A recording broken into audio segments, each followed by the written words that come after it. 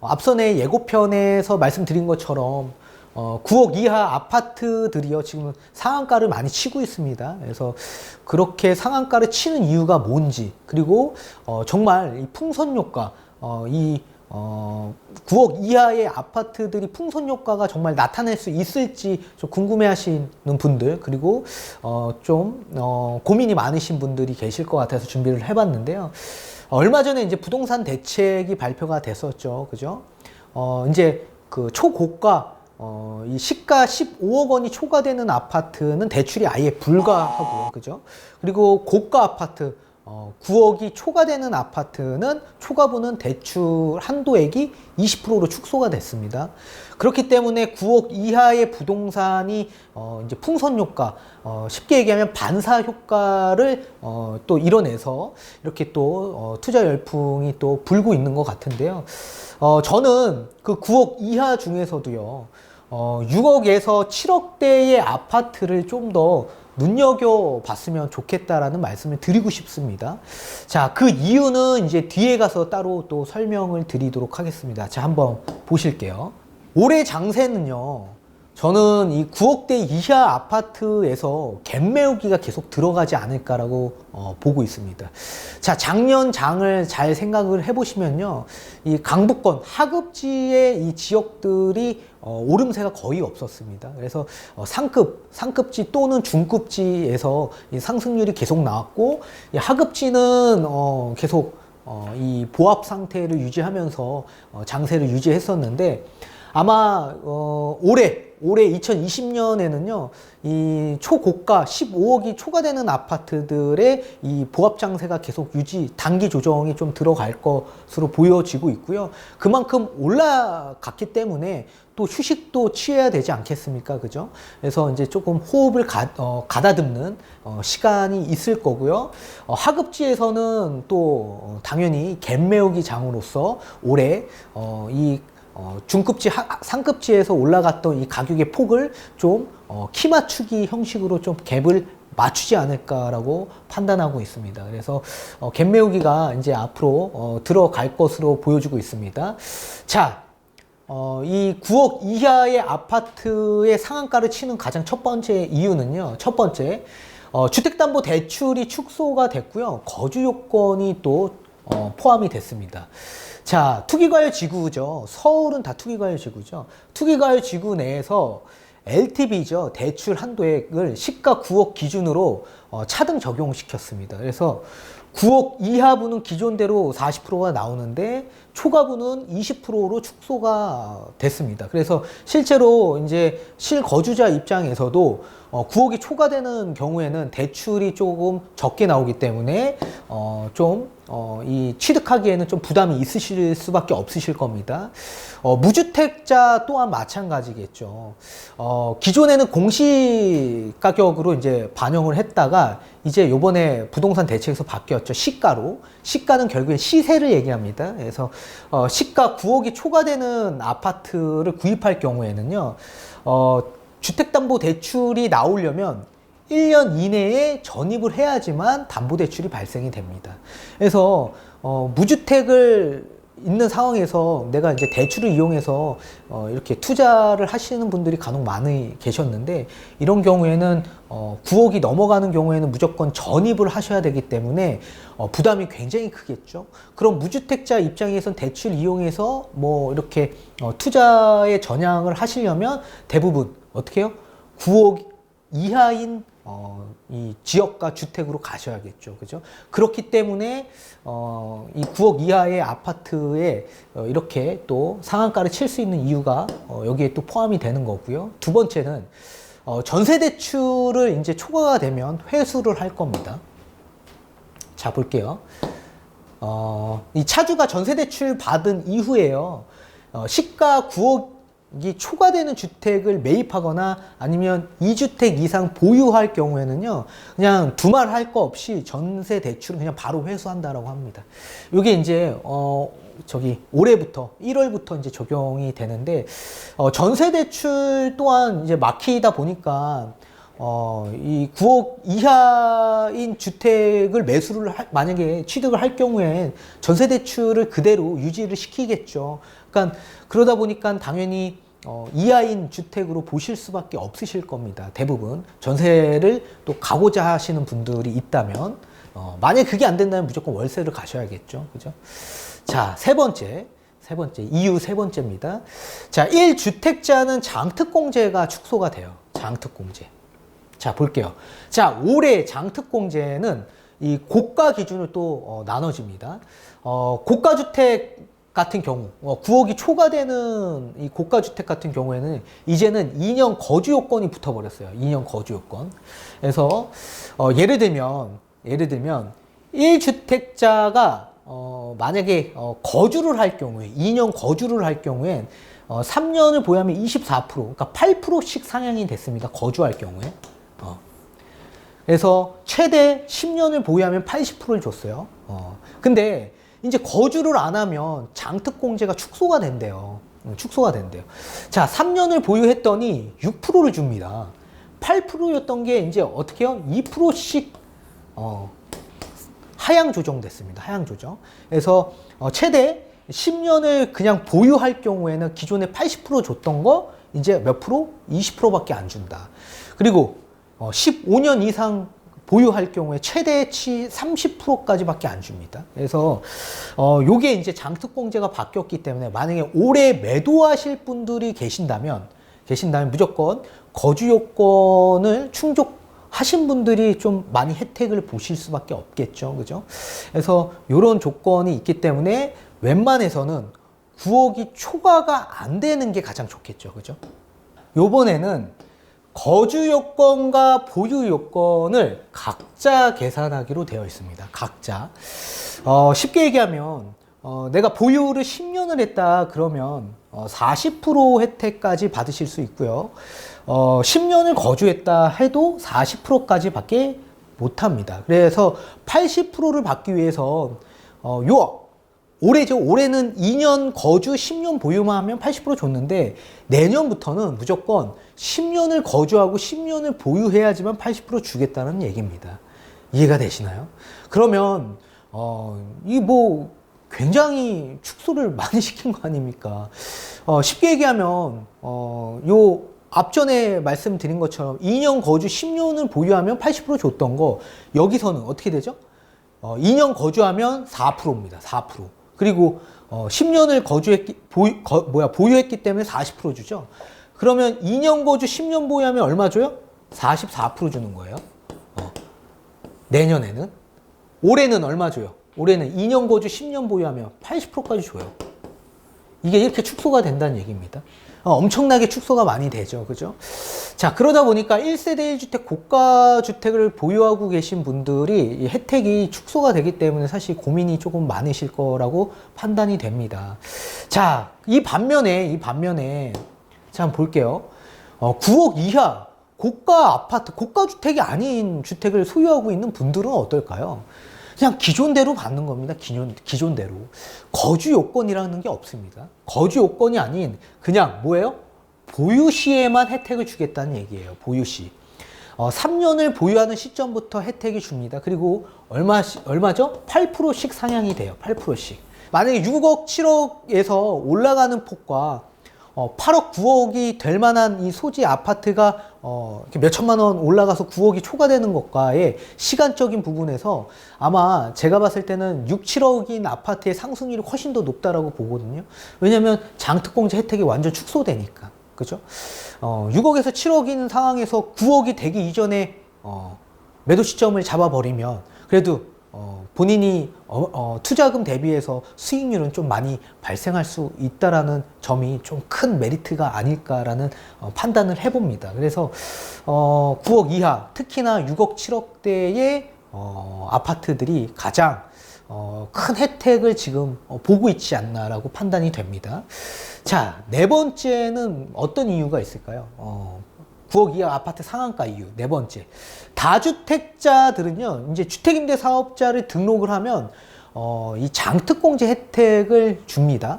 근데 이 장특공제 혜택을 이제 앞으로 일몰시킨다고 합니다.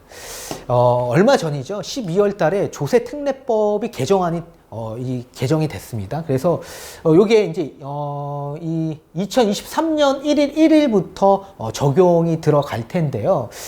기존에 이 주택임대사업자, 특히 다주택자들은요, 세제 혜택을 받기 위해서 이 주택임대사업자라는 거를 이제 들기는 하는데요. 여기에 가장 큰 혜택은 뭐냐면 장기 보유 특별공제 혜택입니다. 그러니까 쉽게 얘기하면 장기, 너네가 다주택이라고 하지만 오랫동안 보유했기 때문에 그래 특별히 공제해주겠다라는 내용이에요. 그래서 전용 면적 85제곱미터 이하인 경우와 두 번째 공시가격 6억 이하인 경우 이 두 가지 요건, 가액 요건과 면적 요건을 충족할 경우에는 전부 뭘 주냐면 장특공제 혜택을 줘요. 그래서 4년짜리 단기 일반 민간 임대주택은 장특공제 혜택이 없고요.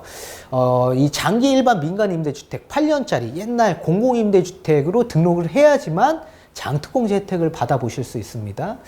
8년 이상 보유하면 몇 프로 주죠? 50% 줘요, 50%. 그리고 10년 이상 보유하면 70%까지 줍니다. 이 엄청난 큰 혜택이에요. 그죠? 엄청납니다. 이 공제율이 굉장히 높기 때문에 이 엄청난 큰 혜택을 받아보실 수 있는데 이게 언제 안 돼요? 2023년 1월 1일부터는 아예 없어진다는 얘기예요. 못 받아요. 그래서 제가 봤을 땐 2022년까지는요. 네. 이 주택임대사업자 등록해서 요 장특공제 혜택을 받아보시려고 하시는 분들이 아마 많이 유입될 걸로 보여지고 있습니다. 자, 한번 볼게요. 2018년 9.13 대책에 취득하신 분들이 아마 계실 겁니다. 그분들은 좀 염두에서 보셔야 될 부분이라고 보시는데요. 앞전에 제가 말씀드린 것처럼 주택임대사업자 등록해서 장기 보유 특별공제 혜택을 받으시려면 가액 요건과 면적 요건이 꼭 필요하다라고 말씀을 드렸습니다. 그죠? 공시가격 6억 이하, 전용 면적 85제곱미터 이하 이 두 가지를 충족해야지만 장특을 주는데 이 2018년 9월 13일 이전에 취득하신 분은요. 공시가격이 6억이 넘어서더라도 이분들은 전용 면적 85제곱미터 이하만 충족이 된다면 지금 등록하시더라도 기존대로 장특공제 혜택을 받아보실 수 있다라는 내용이에요. 이해가 되시나요? 그래서 공시가격 6억 이하만 가능하다라고 했는데 9.13 대책 나오기 전에 취득하신 분은 무조건 공시가격이 6억이 넘고 10억이 넘더라도 지금 현재 그 당시 전용 면적이 85제곱미터 이하였다면 지금 등록하셔도 장특공제 받아보실 수 있다라는 내용이에요.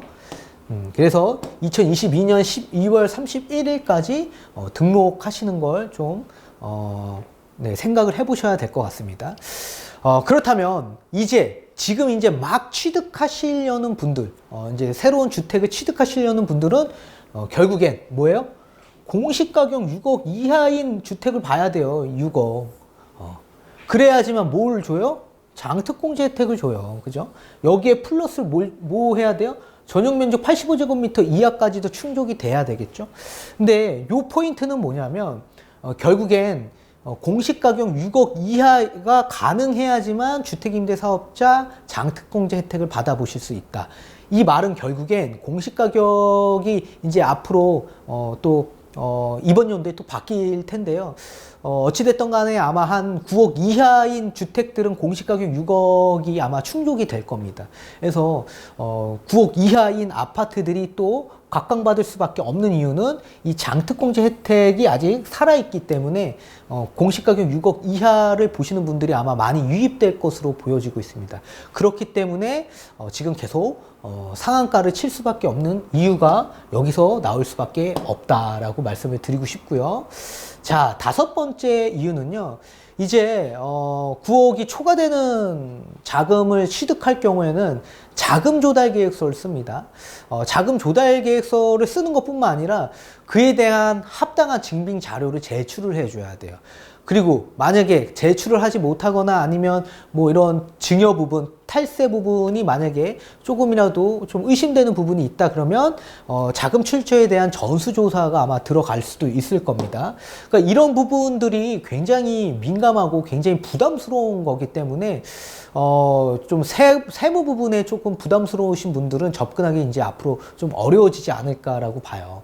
자, 고가주택. 9억이 초과되는 이 주택을 취득할 경우에 앞서 말씀드린 것처럼 자금 조달 계획서를 쓰셔야 되는데 아마 항목이 많이 늘어날 겁니다. 한 15개 항목으로 아마 늘어날 것으로 보여지고 있고 만약에 거기에 대한 이 자금 출처에 대한 조금 의심스러운 부분이 있다 하면 전수조사해서 세무조사까지 많게는 그렇게 진행을 한다라는 얘기가 지금 뭐 이 부동산 대책에 나와져 있습니다. 자, 그리고 자금 조달 계획서는 비규제 지역 6억 이상부터도 이제 작성을 하기로 되어 있고요. 투기과열 지구에서는 고가주택 취득 시에는 말씀드린 것처럼 증빙자료 제출해줘야 돼요. 그리고 뭐 영수증이건 뭐 저 이체 내역이든 뭐건 다 끊어서 제출을 해줘야 됩니다. 그러니까 어려운 게 많겠죠, 그죠? 실거래도 조사도 뭐 본격적으로 뭐 할 거고 정비사업 뭐 이런 합동 점검도 아마 들어갈 것으로 보여지고 있습니다. 그래서 이런 문제의 소재가 있기 때문에 웬만해서는 9억이 넘어가지 않는 선에서 아마 보실 것으로 보여지고 있고 여기서 뭐 하나 만약에 자금 조달 계획서가 조금 불편하거나 부담스럽다라고 생각하시는 분들은 신축 분양을 받으실 경우에는 자금 조달 계획서를 낼 필요가 없습니다. 그래서 그렇게 또 접근을 하셔도 좋은 선택이라고 보여지고 있어요. 자, 그렇게 보고 있고 특히나 요즘에 이제 소득 금액이 없는 미성년자가 증여세 신고 없이 뭐 현금 보유를 과다 보유하고 있는 경우, 현금을 과다 보유하고 있는 경우나 아니면 주택을 취득한 경우에 아마 그 국세청에서 전수조사가 나갈 겁니다. 그리고 또 소득이 적은 20대가 고가 아파트를 매입을 했대요. 그러면 당연히 의심스럽지 않겠습니까? 그죠? 소득도 별로 없는 애가, 뭐, 고가 아파트를 어떻게 구입했지라고 또 의심이 갈 수밖에 없기 때문에, 그렇게 국세청에서 의심이 간다면, 어떻게 해요? 이것도 전수조사 나갈 수 있다라고 판단이 됩니다. 그래서, 따라서, 이렇게 총 뭐 5가지의 이유에 따라서 지금 9억 이하의 부동산들이 계속 상한가를 칠 수밖에 없는 이유일 거고요. 9억에 더 다다른 부동산보다는 한 6억 내지 7억대 형성되고 있는 아파트들이 조금 더 혜택을 볼 수밖에 없는 아파트다라고 보고 있습니다. 자, 여기에 덧붙여서 평형대를 몇 평대로 봐야 될까요? 이렇게 질문을 주신 분들이 많아서 좀 준비를 해봤는데요. 이 상승장 초반이죠. 이 초반에는 기존에 20평대, 30평대, 40평대, 50평대 차이가 거의 없었습니다. 그죠?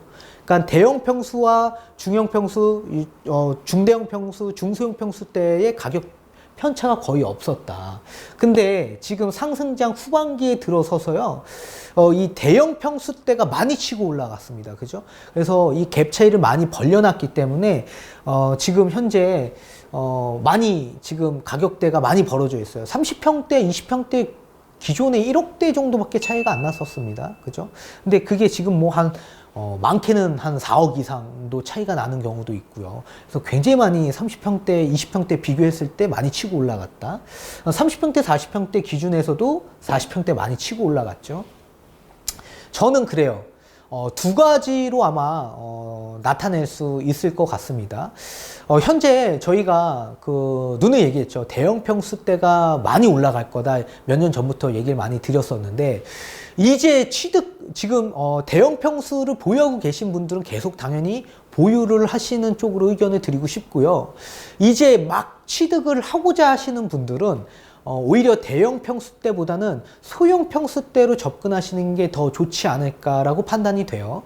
그러니까 지금 들어가서 사실은 더 많은 큰 차익을 내기는 이제는 어렵습니다. 그렇기 때문에 이제는 어때요?